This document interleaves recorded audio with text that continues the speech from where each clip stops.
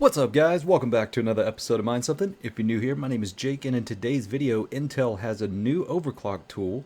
TSMC might cut 3 nanometer prices. AMD Radeon RX 6000 GPUs are dying. And then lastly, SRB Miner adds Nvidia support. So before we get into it, do me a favor, hit that like and hit the subscribe if you haven't already, and let's jump straight in. Let's take a look at the market. So time of recording is 8:21 p.m. January 11th, 2023. Bitcoin is pumping. It is currently sitting at $18,241, up over 8% for the week and over 4%, almost 5% on the 24-hour chart.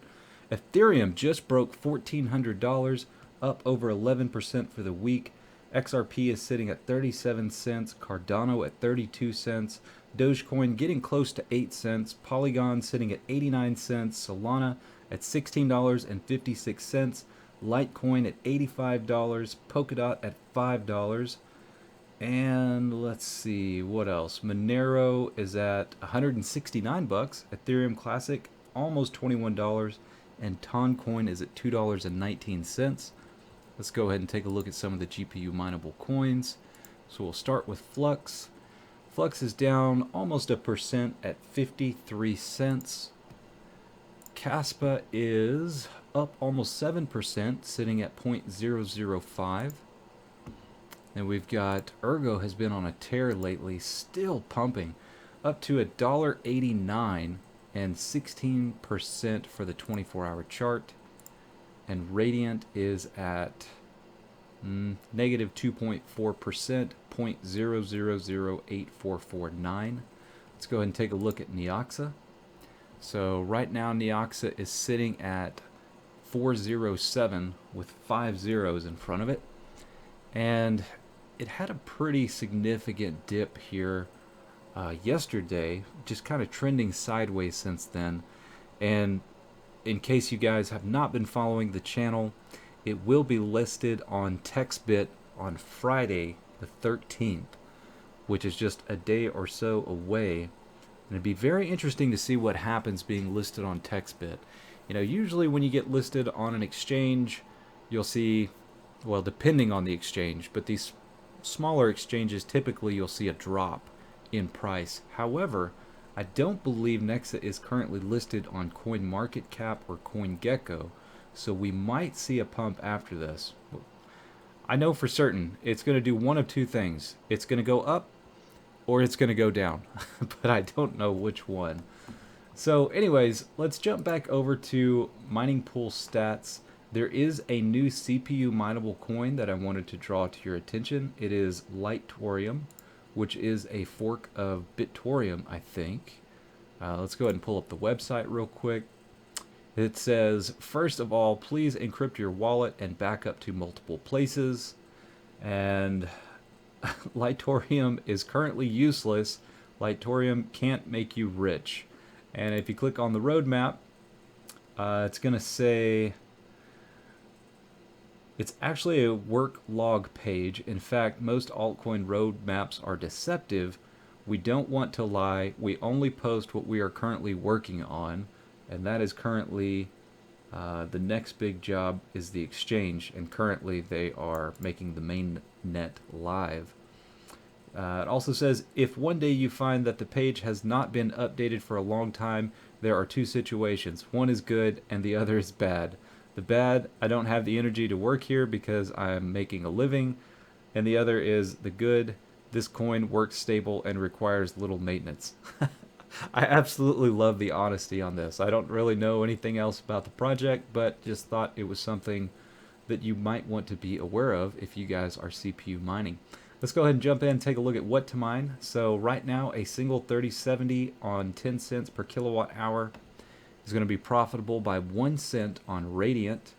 And then we've got Ergo at negative 1 cent, which has jumped up significantly in comparison to some of the others. So Alephium is negative 1 cent, but Caspa is way down here at negative 10 cents. And then we've got, let's see, ETHW negative 14 cents. Did I skip over Flux? I did not. Where is Flux? Okay, here we go. Negative 16 cents on Flux, negative 16 cents on Neoxa. let's go ahead and jump into Discord real quick and take a look at profitability on a 3070 on Nexa real quick. So bear with me here. Sorry, I should have had this pulled up already.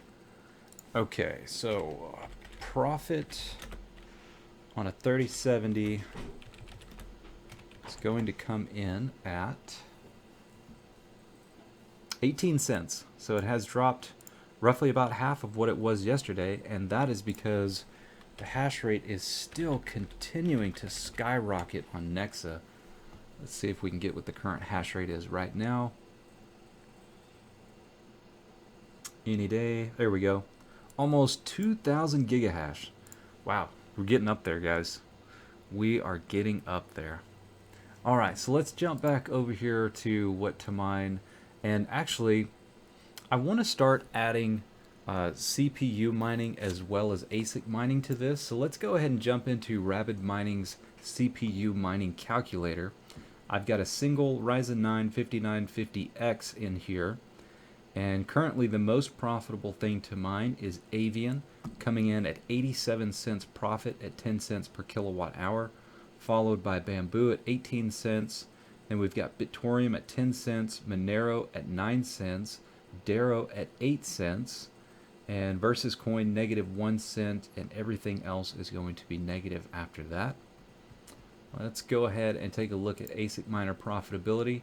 So right now coming in on top is the Bitmain Antminer KA3, which is $40 a day in profit, followed by the K7, which is Eaglesong, and that is about $25 a day in profit. Then you've got the L7 at $18.68 a day in profit. And we'll skip down here just a little bit to the first SHA-256 or Bitcoin miner, which would be the Antminer S9 XP hybrid, coming in at $7.31 a day in profit. We've got a KD Max, KD Max coming in at $4.78 a day in profit. I'll just scroll down here a little ways so you guys can see the rest of them real quick. All right, so yeah, if you need to pause, go right ahead. But let's move on. Let's go ahead and take a look at the difficulty on a few of the coins here. So let's start with Radeon. We'll take a look at network hash rate real quick. So picking up just a little bit, and full disclosure, I am actually not mining Radeon. I switched to Caspa because Caspa's difficulty was going down. Let's go ahead and take a look at Caspa real quick. And just one caveat with this, guys, MinerStat is typically a bit laggy, so some of this data may be a bit behind. So difficulty is currently sitting at 80, which is down. It's continuously going down. You can see that if we take a look at the network hash rate. So we're sitting at 349 terahash, and the last time we were sitting at that level was roughly November 20th. All right, let's go ahead and get into a few of the headlines on Cointelegraph. So the first one here is Bitcoin surges above 18,000 to cap 8-day winning streak. Then we've got El Salvador passes landmark crypto bill paving way for Bitcoin-backed bonds. Then we have FTX has recovered over $5 billion in cash and liquid crypto, and I believe $3.5 billion was in the Bahamas. We've got Huobi clarifies Korean operations, 2 separate entities aiming at same market. And then Bitcoin price taps 17,500 as traders in disbelief doubt crypto rally. Okay, so the next thing we got is a new overclocking tool for Intel Arc. This was released by legendary overclocker Shimino, Peter Shimino to be exact, who currently works for Asus, has released Arc Overclock Tool, a homemade program to overclock Intel's Arc Alchemist graphics cards. Unfortunately, neither Intel nor Asus endorses this utility, so it's provided as is and you should only use it at your own risk. Among the best graphics card, Intel Arc doesn't play nice with popular third-party overclocking software such as MSI Afterburner, Asus GPU Tweak 3, or EVGA Precision X1. Being a tenderfoot to the graphics card game, it's puzzling that Intel didn't make its graphics cards work with external overclocking applications, or at least reach out to the respective parties to usher in support. Until now, ARC owners have been stuck with Intel's ARC Control software to overclock their graphics cards. ARC Control isn't a bad tool, but it certainly has limitations. TAN built the ARC overclock tool around the Intel graphics control library, so the software comes with all the overclocking functions available as of January 9th. Also, he works for Asus. The ARC overclock tool works with any ARC graphics card and motherboard regardless of the vendor. The program is available for download from overclocking expert Pierre Jan Placier's Scatterbencher. Wow, that's a tongue twister. So I don't know if this is any better than, the tool that comes with the GPU, but we ran into some limitations. Power limiting was really about the only functionality. It didn't look like you could affect the memory timings and core timings. But you know what? One more is better than none, I suppose. Getting back to efficiency as far as mining is concerned on the Intel Arc graphics cards. If you guys are familiar with the channel, you know that I purchased one a month or two back and did some testing with it. Wasn't very impressed. I have since parted ways with that because it wouldn't work in my daily driver for editing video, and just overall had some weird driver issues. It would crash whenever I was using Photoshop, but hopefully we make some improvements here in the near future. So the next article I got is also from Tom's Hardware. TSMC might cut 3nm prices to lure AMD and Nvidia. Although TSMC's N3 or 3nm class family of fabrication processes brings a number of benefits in terms of performance and power, the very high cost of the foundry's initial N3 node hampers widespread adoption. Unsurprisingly, the company is rumored to be preparing to lower its quotes for 3nm production to stimulate interest from chip designers, according to a report from MyDrivers. While at this point any published TSMC 3nm quotes and prices should be considered rumors, it's likely that TSMC's production cost of its 3nm process will be lowered than those on its initial 3nm. It remains to be seen how much the company will charge for production on the 3nm class nodes, such as N3P, N3S, and N3X. Lowering prices of 3nm production will attract more customers to these nodes, but it is not something that is going to happen overnight. So, yeah. Hopefully things get a little bit cheaper. I guess we'll have to wait and see. And then a very, very, very important article here from WCCF Tech. For any of you guys out there using Windows with an RX 6000 GPU, you need to be aware of this. So, AMD RX 6000 GPUs mysteriously start dying. German repair shop receives 48 cards with cracked chips. AMD has yet to fully resolve its ongoing RMA issue with the Radeon RX 7900 XTX graphics cards, which ended up with a faulty thermal solution, and now there are reports of the older Radeon RX 6000 GPUs that have mysteriously started dying. German tech tuber and repair shop ChrisFix Germany posted a video sharing how his shop has received several AMD Radeon RX 6000 series graphics cards for repair.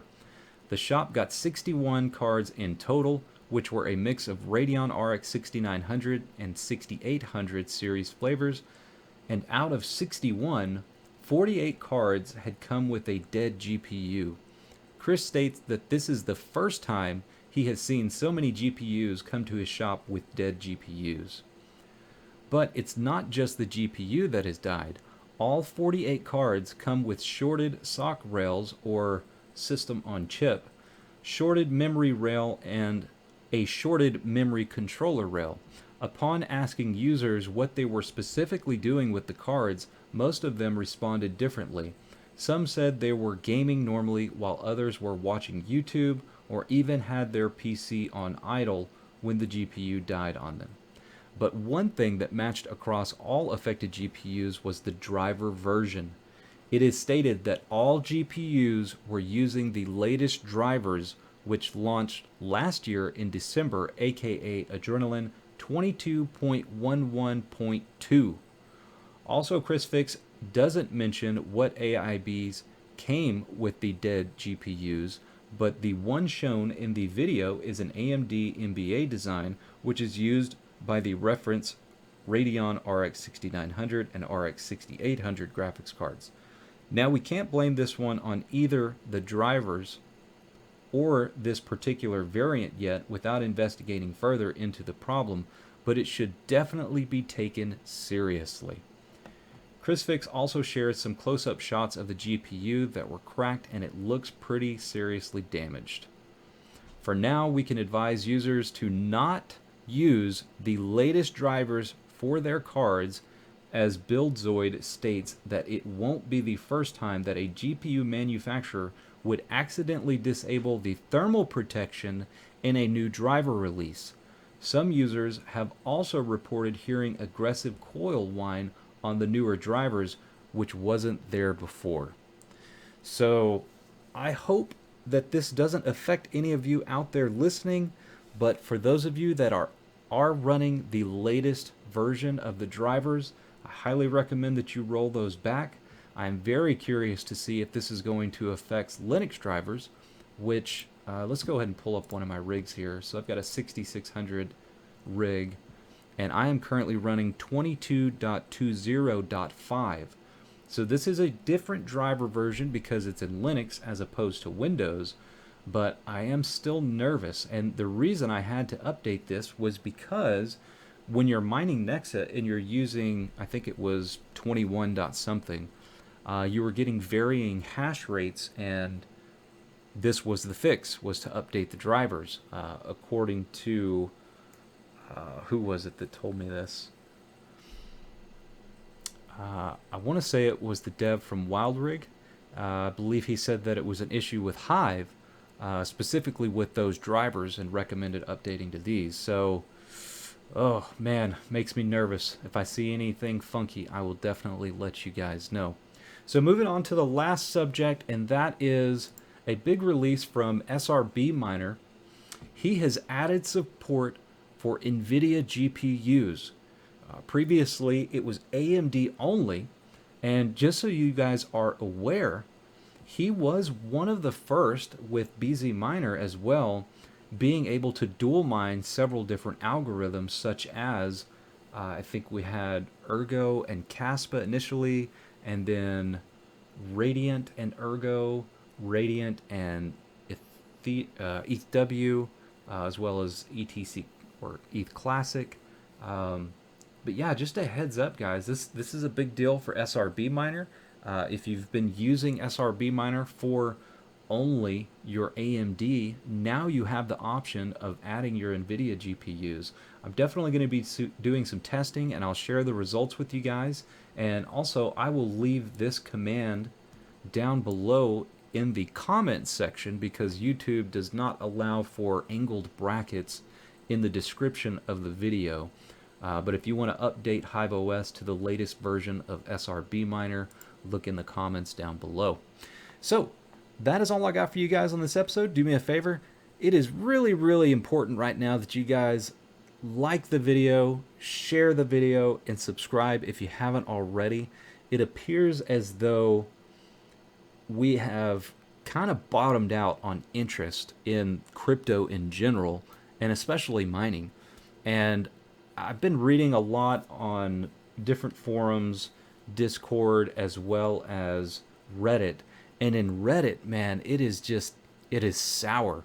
If you look at just the GPU mining Reddit pages, even the miners are sour and just talking crap to everybody. Like I saw somebody asking if they should buy a 4090 or a 4070 Ti, and several people were like, dude, why would you waste money on this and blah blah blah. And I don't think this particular person was asking for mining specifically. I think, they're looking at upgrading their GPU and their desktop for gaming and just wanted to get some opinions. And it's just sour right now, guys. So please do me a favor, hit that like button, hit the subscribe before you get out of here, and I'll see you guys tomorrow.